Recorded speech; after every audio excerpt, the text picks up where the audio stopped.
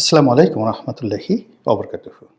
সম্মানিত দর্শক, জনাব তারেক রহমান সাহেবের আগমনের পর থেকে নানা রকম বালা মুসিবত, বিপদ আপদ জামাতকে ঘিরে ধরেছে এবং বিশেষ করে উসমান হাদির হত্যাকাণ্ডের পর পুরো বিষয়টি যেভাবে জামাতের পক্ষে চলে যাচ্ছিল এবং উসমান হাদির মৃত্যুর পর যে জানাজা অনুষ্ঠিত হয়েছিল এবং সেটাকে ঘিরে সারা বাংলাদেশে যে একটা উত্তেজনা তৈরি হয়েছিল, বিশেষ করে একটি যাকে বলা হয় বিপ্লবী সরকার গঠন ইত্যাদি যে বিষয়গুলো নিয়ে, অর্থাৎ জানাজার ওই ময়দান থেকে হাজার হাজার লক্ষ লক্ষ মানুষ পার্লামেন্টের মধ্যে ঢুকে যাবে, তারা জাতীয় সরকার গঠনের দাবি জানাবে এবং পুরো প্রক্রিয়াটি জামাতের নিয়ন্ত্রণে থাকবে, এরকম একটি আতঙ্ক সারা বাংলাদেশকে একেবারে রীতিমতো জড়সড় করে তুলেছিল। তো সেই ঘটনার প্রেক্ষিতে বিএনপি ওই সময়টাতে তটস্থ ছিল। অনেকে বলার চেষ্টা করছেন যে তড়িঘড়ি করে জনাব তারেক রহমান সাহেব যে বাংলাদেশে আসার ঘোষণা দিলেন, এটা বিএনপির যারা নেতা ছিলেন তাদের একটা চাপ ছিল তারেক রহমান সাহেবের উপর, যে এটা আপনার জন্য আমাদের জন্য একটা আখেরি সুযোগ। আমরা মনোনয়ন ঘোষণা করে ফেলেছি, চারিদিকে নির্বাচনের দামামা জ্বলছে, দামামা বাজছে, আর পুরো প্রশাসন থেকে শুরু করে রাজনীতির ময়দানে জামাতের যে কৌশল, সেই কৌশলের কাছে আমরা পেরে উঠছি না। এটা অন্য কোনো কারণ নয়। মূল ব্যাপার হলো যে আমাদের দেশের রাজনৈতিক যে কালচার, সেই কালচারে সবাই আসলে কর্তা ব্যক্তিকে মাঠে চান। তো তারেক রহমান সাহেব লন্ডনে বসে সিদ্ধান্ত দেবেন আর মির্জা ফখরুল সাহেব সেই জামাতের আমিরের সঙ্গে প্রতিযোগিতা করবেন, এটা হয় না, আমাদের সমাজে মেনে নেওয়া হয় না। প্রথম কিছুদিন লেভেল প্লেয়িং ফিল্ড যেটা বলা হয় রাজনীতির, সেখানে বিএনপির যারা শীর্ষ নেতা তাদেরকে জামাতের আমিরের সমপর্যায়ে মনে করা হতো বা সমপর্যায়ে স্থান দেওয়া হতো। কিন্তু পরবর্তীতে জামাত এটা বুঝতে পারার পরে তারা হয়তো, এটা আমি বলবো যে এটা ভুল হয়েছে জামাতের ওই সময়টাতে। মানে জামাত এই প্ল্যাটফর্ম থেকে তাদের আমিরকে সরিয়ে নিয়ে আসে এবং তাকে সুপ্রিম কমান্ডার হিসেবে বা খমেনির মতো, আয়াতুল্লাহ আলী খামেনির মতো তাকে আধ্যাত্মিক নেতা হিসেবে বসিয়ে রাখে এবং তাদের দ্বিতীয় টায়ার বা দ্বিতীয় সারির যে সকল নেতা রয়েছেন, সেই আবদুল্লাহ মোহাম্মদ তাহের ডাক্তার, তাকে দিয়ে সব কাজ করেন। এমনকি জামাতের সেক্রেটারি জেনারেল মিয়া গোলাম পরওয়ার, তো মিয়া গোলাম পরওয়ারকেও তারা সুপ্রিম কমান্ডার হিসেবে সামনে নিয়ে আসে। তো ওটা কয়েকদিন, মাস দুয়েক এটা দেখতে খুব ভালো লেগেছে, জামাতের আমিরের সম্মান বেড়েছে, মর্যাদা বেড়েছে, কিন্তু বিএনপিকে সেই বিকল্প চিন্তা করার সুযোগ দিয়েছে এবং বিএনপি তখন চিন্তা করেছে যে না, মাঠে যদি জামাতের আমিরকে ফেস করতে হয় তাহলে তাদেরকে অবশ্যই নেতা নির্বাচন করতে হবে এবং তারেক রহমান সাহেবকে দেশে আসতে হবে। তো তারেক রহমান সাহেব আসলে যেটা বিপ্লব হবে, এটা আমরা অনেক আগে, এমনকি যখন 2012-13 সনে সেই পার্লামেন্ট চালু ছিল, বিএনপি পার্লামেন্ট ছিল, বিএনপির নেতারাও কিন্তু গর্ব করে বলতেন যে এমন একটা সময় আসবে যখন তারেক রহমান সাহেব আসবেন এবং সকল বাধা বিপত্তি সব দূর হয়ে যাবে।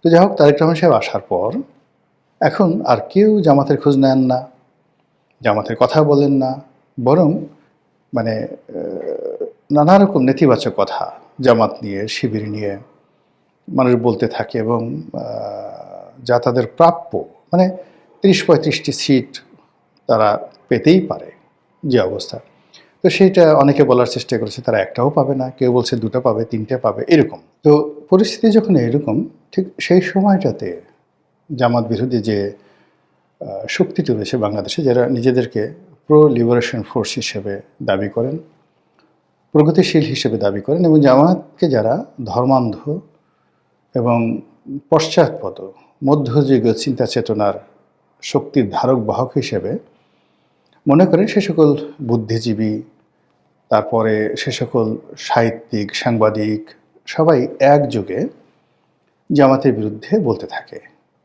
এবং তারা সবাই বলার চেষ্টা করে যে জামাতের যে আসল চরিত্র এবং আসল যে রূপ, এটি এখন জনসম্মুখে প্রকাশিত হয়ে গেছে। আর এই কারণে বিশেষ করে ডেইলি স্টার এবং প্রথম আলোর এই ন্যক্কারজনক ঘটনার পর জামাত ভবিষ্যতে কি করতে পারে এবং তারা কতটা নির্মম হতে পারে, নিষ্ঠুর হতে পারে, এটা এখন জনগণের কাছে ওপেন হয়ে গেছে। এবং তখন তারা বলার চেষ্টা করছিল যে এখন যদি কোনো ইলেকশন হয় এবং বিশেষ করে জগন্নাথ বিশ্ববিদ্যালয়ের যে ছাত্র সংসদ নির্বাচনের কথা হচ্ছিল, তো সেটা নিয়ে সবাই বলার চেষ্টা করছিল যে এখন যদি নির্বাচন হয় যে আমার সেখানে জয়লাভ করতে পারবেন। এবং আপনারা জানেন যে ইতিপূর্বে রাজশাহী বিশ্ববিদ্যালয়, জগন্নাথ বিশ্ববিদ্যালয়ের আগে যেটা রাজশাহী বিশ্ববিদ্যালয়ের ছাত্র সংসদ ডাকসু এবং জাহাঙ্গীরনগর বিশ্ববিদ্যালয় জাকসু, এই নির্বাচনে জামাত ভূমিধস বিজয় লাভ করেছে। এবং এগুলো ছিল জনাব তারেক রহমান সাহেব বাংলাদেশে আসার আগে। তো তারেক রহমান সাহেব বাংলাদেশে আসার পরে যেহেতু একটা রাজনৈতিক পরিবেশ পরিস্থিতি তৈরি হয়েছে, একটা আলাদা ভাইব তৈরি হয়েছে, ছাত্রদলের যারা নেতাকর্মী রয়েছেন তাদের মধ্যে একটা উদ্দীপনা চলে এসছে। এবং আমাদের দেশে যে ক্ষমতা কেন্দ্রিক রাজনীতির যে একটা ভাইব থাকে, যে ক্ষমতা যেদিকে সেদিকে সাধারণত ভোট যায়, তো সেটা জগন্নাথ বিশ্ববিদ্যালয়ের যে ছাত্র সংসদ নির্বাচন সেখানে হবে এই ভরসা করে যারা বলেছিল তাদের সবার মুখে চুনকালি। নির্বাচন হলো, সেই নির্বাচনে শিবির আগের মতো জয়লাভ করলো, ঢাকা বিশ্ববিদ্যালয় বা অন্যান্য বিশ্ববিদ্যালয়ের মতো জয়লাভ করলো এবং এখানে ছাত্রদল কিছুই করতে পারলো না। এখন সমস্যা হয়ে গেল যে এই যে তারেক রহমান সাহেবের আগমনে এখনও পর্যন্ত যে ভাইবটা চলছে, যে হাইপ তোলা হয়েছে, বা তাকে যেভাবে ভবিষ্যৎ প্রধানমন্ত্রী হিসেবে লোকজন সম্বোধন করছে, তো তার প্রভাব কোথায়? জগন্নাথ বিশ্ববিদ্যালয়ের এই ভোটে কেন এর প্রভাব এলো না? এখনও কেন মানুষ জামাত এবং শিবিরকে যাকে বলা হয় ভোট দিচ্ছে? এটা মানে যারা বিএনপির পক্ষের লোক তাদের জন্য খুবই বিব্রতকর, সেন্সিটিভ, স্পর্শকাতর। আর তারেক রহমান সাহেবের জন্য আরও বিব্রতকর যে এই প্রথম যে একটা নির্বাচন হলো জগন্নাথে, এখানে তারেক ম্যাজিক শো করা গেল না, অথচ এটা খুব দরকার ছিল, যে কোনো মূল্যে এই বিজয়টা দরকার ছিল। এখন মির্জা ফখরুল সাহেব বলছেন যে আমরা গবেষণা করছি বা গবেষণা করব। তো গবেষণা করতে তো অনেক সময় বছরের পর বছর লাগে। নির্বাচন তো আর মাত্র বেশি দিন নেই। ফেব্রুয়ারি মাসের 12 তারিখে যদি নির্বাচন হয়, এক মাসও তো নেই। তো সেখানে আপনি এখন এই গবেষণা করে আপনি কী করবেন বলেন? তো এই গবেষণা তারা করবেন। আর অন্যদিকে জামাতের যারা লোকজন তারা আবার তাদের যে পাক বা পাখনা এরা ঝাপটা দিচ্ছে যে এত কিছুর পরেও আবার মানুষ শিবিরকে ভোট দিল। মানে এরা তো যেন তেন মানুষ নয়। জগন্নাথ বিশ্ববিদ্যালয় এই মুহূর্তে বাংলাদেশের শ্রেষ্ঠত্বের দিক থেকে দ্বিতীয় পর্যায়ের, মানে দ্বিতীয় সেকেন্ড ফেমাস ইউনিভার্সিটি। ঢাকা বিশ্ববিদ্যালয়ের পরেই তাদের অবস্থান। একসময় জাহাঙ্গীরনগর ছিল, কিন্তু এখন জগন্নাথ বিশ্ববিদ্যালয়, এবং ঢাকা একেবারে কেন্দ্রে।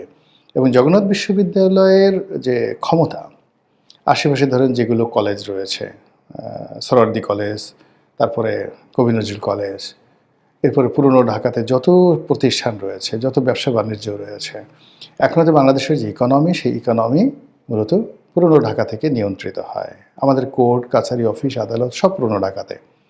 ঢাকা ডিসি অফিস, জজ অফিস, মেট্রোপলিটন পুলিশের অফিস, এমনকি কেরানীগঞ্জের জেলখানা, সব এর যে এই সেন্ট্রাল পয়েন্টে জগন্নাথ বিশ্ববিদ্যালয়ের যারা ছাত্র সংসদে থাকবেন তারা ঢাকা বিশ্ববিদ্যালয়ের চেয়ে ক্ষমতাধর। বিকজ অল কমার্শিয়াল যে স্পেসগুলো রয়েছে এবং কমার্শিয়াল হাবগুলো রয়েছে, কমার্শিয়াল অপরচুনিটিসগুলো রয়েছে এবং অ্যাডমিনিস্ট্রেটিভ যে হাবগুলো রয়েছে, সব কিন্তু ওই জগন্নাথ বিশ্ববিদ্যালয় কেন্দ্রিক। এবং ওখানের যারা নেতা হবেন তারা ইচ্ছা করলে অনেক কিছু করতে পারেন। এবং অর্থনীতির একেবারে চাকা না, ঠিক হৃৎপিণ্ডটা। ইসলামপুর ধরেন, বংশাল, তারপরে মিটফোর্ড, নবপুর, এই পুরো অঞ্চলটা তো জগন্নাথ বিশ্ববিদ্যালয়ের যারা নেতা তাদের কথা মতো চলে। সদরঘাট তাদের কথা মতো চলবে, গুদারাঘাট তাদের কথা মতো চলবে, কেরানীগঞ্জ তাদের কথা মতো চলবে। তো কাজেই সেই জায়গাটাতে জামাত ঢুকে গেছে একেবারে ঢাকার গেটওয়ে, সব কমার্শিয়াল গেটওয়ে। পাশে বাংলা বাজার আছে, বাংলা বাজারের পরে আলু বাজার আছে, বেগম বাজার আছে, মানে যত পাইকারি বাজার আছে কাঁচামাল থেকে শুরু করে সব কিছু এখনও পর্যন্ত ওই এলাকা নিয়ন্ত্রণ করে। তো জাহাঙ্গীরনগর ইউনিভার্সিটি, রাজশাহী ইউনিভার্সিটি ওই দিক থেকে কমার্শিয়াল ফিজিবিলিটি নেই, যেটা জগন্নাথের আছে। তো সেখানে শিবির তাদের যে কে বলা হয় বিজয় নিশ্চিত করলো। আমি মনে করি এটা যেন-তেন ঘটনা নয়। এর পেছনে অনেক, অনেক যাকে বলে হাত আছে, অনেক, অনেক সুদূর প্রসারী চিন্তা আছে এবং এখানে যে বিজয় একেবারে যেন-তেন বিজয় তা নয়। আমাদের ছেলেমেয়ের যারা এই দেশকে নেতৃত্ব দিচ্ছে তাদের মনোজগতে একটা বিরাট পরিবর্তন আসছে। এই পরিবর্তনের আওয়াজটা বিএনপিকে এবং আওয়ামী লীগকে বুঝতে হবে, জাতীয় পার্টিকে বুঝতে হবে। আদারওয়াইজ সর্বনাশ হয়ে যাবে। মহান আল্লাহ আমাদের সবাইকে হেদায়েত দান করুন এবং হেফাজত করুন। আসসালামু আলাইকুম ওয়া রাহমাতুল্লাহি ওয়া বারাকাতুহু।